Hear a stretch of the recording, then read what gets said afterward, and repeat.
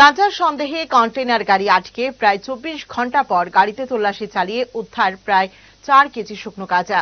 ঘটনা চুরাইবাড়ি থানায়। জানা গেছে, শনিবার বিকেলে আগরতলা থেকে গুয়াহাটি অভিমুখী একটি 6 চাকার কন্টেইনার গাড়ি চুরাইবাড়ি থানার নাকা পয়েন্টে আসলে কর্তব্যরত পুলিশ গাড়িটিকে আটকে রাখে। রাতভর গাড়িটি থানার আটক করে রাখা হয়। রবিবার সকাল 11টার দিকে গাড়িতে তল্লাশি করে 3 প্যাকেটে 4 কেজি শুকনো গাঁজা উদ্ধার করে পুলিশ। এ নিয়ে পুলিশের অন্তর্মহলেই নানা প্রশ্ন উঠতে শুরু করেছে। এত বড় গাড়িতে করে শুধুমাত্র 4 কেজি গাঁজা বহন করে নিয়ে যাওয়ার উদ্দেশ্যই বা কি ছিল? পুলিশ একটি এনডিপিএস ধারায় মামলা রুজু করে গাড়ি সহ গাড়ির চালক জাহাঙ্গীর আলম ও সহচালক বিল্লাল হোসেনকে আটক করেছে। বাড়ি অসমের কামরূপ জেলায়। সোমবার ধৃতদের ধর্মনগর জেলা ও দায়রা আদালতে সোপর্দ করা হবে বলে জানিয়েছে পুলিশ।